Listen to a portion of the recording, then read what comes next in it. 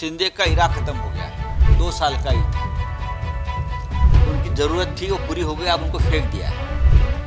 अब शिंदे इस राज्य में कभी मुख्यमंत्री नहीं बने, अब शिंदे इस राज्य में कभी मुख्यमंत्री नहीं बने। मैं आपको बताना चाहता हूं, ये लोग शिंदे की पार्टी भी तोड़ सकते हैं, ये लोग शिंदे की पार्टी भी तोड़ सकते हैं। ये भाजपा की एक लाइन रही हमेशा पॉलिटिक्स में, उनके साथ काम करते हैं, उनकी पार्टी तोड़ देते हैं। नमस्कार, आप देख रहे हैं 4 PM। मैं हूं आपके साथ सिमरन। महाराष्ट्र में 2019 के बाद से पूर्व सीएम देवेंद्र फडणवीस के लिए समय ठीक नहीं चल रहा है। देवेंद्र फडणवीस नेतृत्व करना चाहते हैं, लेकिन शिवसेना के सामने वो लाचार होते जा रहे हैं। पिछली बार जल्दबाजी में मुख्यमंत्री पद की शपथ लेने वाले देवेंद्र फडणवीस को उस समय बड़ा झटका लगा था, जब शिवसेना ने बीजेपी का साथ छोड़कर के कांग्रेस और एनसीपी के साथ मिलकर के बड़ा खेला कर दिया था।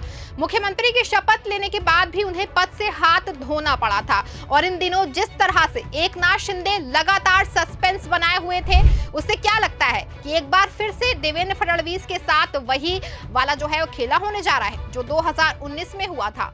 बीजेपी के देवेंद्र फडणवीस और अजित पवार ने तो अपना और अपनी पार्टी का रुख जो है वो साफ कर दिया है, लेकिन एकनाथ शिंदे जो है वो लगातार सस्पेंस बनाए हुए थे। आज एक तरफ जहां देवेंद्र फडणवीस मुख्यमंत्री की शपथ लेने जा रहे हैं, वहीं अजित पवार डिप्टी सीएम पद की शपथ लेने के लिए व्याकुल हैं, लेकिन शिंदे लगातार बातों को टाल रहे हैं। कल भी शिंदे ने संयुक्त प्रेस कॉन्फ्रेंस में यही कहा था कि हम अपना शाम को बताएंगे, ये कहकर उन्होंने संशय को बरकरार रखा। शिंदे इस समय जो कर रहे हैं, जिस तरह से बेरुखी उनके चेहरे पर बनी हुई है, वो देवेंद्र फडणवीस इसे अपने लिए बहुत घातक समझकर चल रहे हैं। यही कारण है कि जितना परेशान शिंदे हैं, उतना ही परेशान इन दिनों देवेंद्र फडणवीस भी हैं। दरअसल उनके साथ पिछली बार जो खेला हुआ है, उससे वो बुरी तरह से हिल गए थे। उसके बाद जब शिंदे ने सरकार बनाई तो डिप्टी सीएम बनना भी उनके लिए आसान बात नहीं थी, लेकिन राजनीतिक कारणों के चलते और शीर्ष नेतृत्व के दबाव में उनको मजबूरी में वो पद ग्रहण करना पड़ा था। लेकिन बीजेपी आज तक जैसा दूसरी पार्टियों के साथ करती आई है, क्या इस बार बीजेपी के साथ भी वैसा खेला हो जाएगा? क्या शिंदे ने कोई बड़ी प्लानिंग कर ली है? क्या महाराष्ट्र से लेकर दिल्ली तक कुर्सी हिलाने का प्लान कांग्रेस समेत तमाम क्षेत्रीय पार्टियों के साथ मिलकर बड़ी रणनीति तैयार कर ली है? और बीजेपी जो पार्टियों को तोड़ने का नया खेल शुरू किया है, क्या इससे अन्य पार्टियों में भी सबक सीख लिया है और अंदर बीजेपी की तरह अब अंदर ही अंदर बड़ा खेल खेलने की तैयारी कर रहे हैं? इस बात को समझने के लिए जब शिंदे ने शिवसेना का साथ छोड़ा था, तब बीजेपी शिंदे की हर बात को सराखों पे रख रही थी। लोकसभा चुनाव और विधानसभा चुनाव के दौरान भी बीजेपी ने शिंदे को ही आगे करके चुनाव लड़ा, लेकिन जैसे ही बीजेपी की सीटें बढ़ी, उसके ठीक बाद बीजेपी ने अपना असली चेहरा शिंदे को दिखा दिया, और यही कारण है कि शिंदे सबसे ज्यादा आश्चर्यचकित हैं, और अब वही खेला शिंदे ने भी तैयार कर लिया है। फिलहाल महाराष्ट्र में सीएम डिप्टी सीएम का नाम तय है। देवेंद्र फडणवीस के राज तिलक की पूरी तैयारी हो चुकी है। देवेंद्र फडणवीस तीसरी बार सीएम पद की शपथ लेने जा रहे हैं। उनके साथ एकनाथ शिंदे और अजित पवार डिप्टी सीएम के रूप में शपथ लेंगे। सीएम और डिप्टी सीएम की तस्वीर तो साफ है, मगर एकनाथ शिंदे की महायुति सरकार में क्या हिस्सेदारी होगी, इसकी जो तस्वीर है वो अभी साफ नहीं हो पाई है। वो भले ही डिप्टी सीएम पद के लिए तैयार हो गए हैं, मगर उनके पास कैबिनेट में कौन सा विभाग होगा, इसकी तस्वीर साफ नहीं हो पाई है। इस पर अब भी जो है सस्पेंस बना हुआ है। माना जा रहा है कि शिंदे की शिवसेना होम मिनिस्ट्री अपने पास रखना चाहती है, मगर भाजपा ये विभाग उसे देने के पक्ष में नहीं है। जानकारों का मानना है कि भाजपा होम मिनिस्ट्री अपने पास रख सकती है। हालांकि एकनाथ शिंदे अब भी इस विभाग के लिए अड़े हुए हैं। आज शपथ ग्रहण है, मगर शपथ ग्रहण से पहले भी इस विभाग को लेकर भाजपा और शिवसेना में खींचतान जारी है।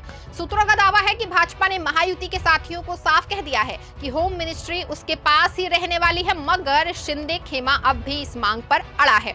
माना जा रहा है कि शिंदे गुट सीएम पद ना सही होम मिनिस्ट्री अपने पास रखना चाहता है। जब एकनाथ शिंदे मुख्यमंत्री थे, तब देवेंद्र फडणवीस डिप्टी सीएम थे। उस वक्त ये विभाग भाजपा के पास था। सूत्रों का कहना है कि महायुति के तीनों नेताओं की पोर्टफोलियो को लेकर मीटिंग हुई है। हालांकि मीटिंग में क्या क्या बात बनी है, इसकी डिटेल आज शपथ ग्रहण से पहले आने की संभावना है। आज शायद ये तय होगा कि शपथ समारोह में कितने लोग शपथ लेंगे। फिलहाल 3 लोगों के ही शपथ लेने की खबर है। देवेंद्र फडणवीस सीएम पद के लिए, एकनाथ शिंदे शिंदे डिप्टी सीएम पद के लिए और अजित पवार डिप्टी सीएम पद के लिए। अभी और कितने मंत्री शपथ लेंगे, इस पर भी सस्पेंस बना हुआ है। सूत्रों की माने तो पोर्टफोलियो को लेकर जो तीनों दलों ने जो बातचीत हुई है, उस हिसाब से भाजपा अपने पास 20 से 22 पोर्टफोलियो रखेगी। एकनाथ शिंदे गुट वाली शिवसेना को 10 से 12 पोर्टफोलियो मिल सकते हैं, वहीं अजित पवार वाली एनसीपी को 8 से 10 पोर्टफोलियो मिल सकते हैं। हालांकि शिंदे को होम पोर्टफोलियो मिलेगा या नहीं, इस पर जो है सस्पेंस बना हुआ है। इस बीच अजित पवार वाली एनसीपी शिंदे की शिवसेना के बराबर पोर्टफोलियो मांग रही है। हालांकि भाजपा और शिंदे कैंप इसके पक्ष में बिल्कुल नहीं है, क्योंकि सबको ही पता है कि भाजपा पद का बंटवारा बहुत सोच समझ के करना चाहती है। इतनी आसानी से तो वो किसी को भी कोई पद नहीं देती है। पीटीआई की रिपोर्ट के अनुसार शिवसेना के जितने भी नवनिर्वाचित विधायक हैं, वो भी चाहते हैं कि शिंदे सरकार में शामिल हों। इसी क्रम में लगातार शिंदे से मिलने वाले विधायकों का सिलसिला जारी रहा। पूरे दिन सीएम आवास में शिंदे से मुलाकात के लिए पहुंचते रहे हैं। सभी विधायक उनसे सरकार में शामिल होने के आग्रह कर रहे हैं। पार्टी विधायक भरत गोगावले ने कहा है कि हमने उनसे नई सरकार बनाने का आग्रह किया है, इससे पार्टी और सरकार दोनों को फायदा होगा। शिवसेना के पदाधिकारी की माने तो 2022 में जब महायुति की सरकार बनी थी तो तब शिवसेना के पास 40 विधायक थे, लेकिन इस बार के चुनाव में शिवसेना के पास 57 विधायक जीत कर आए हैं। शिवसेना विधायक संजय शिरसाट ने कहा है कि हमने अपनी राय से पार्टी प्रमुख एकनाथ शिंदे को अवगत कराया है। हमारी जो एकमात्र इच्छा थी कि शिंदे अगर थोड़े समय के लिए भी सीएम बने तो हम नगर निगम और जिला परिषद के चुनाव मजबूती से लड़ पाते। हमारा गठबंधन और भी मजबूती से आगे बढ़ेगा। महायुति में किसी बात को लेकर कोई विवाद नहीं है। शिवसेना गृह विभाग और मौजूदा मंत्रालय अपने पास रखना चाहती है। इसमें उद्योग और शहरी विकास जैसे विभाग शामिल हैं।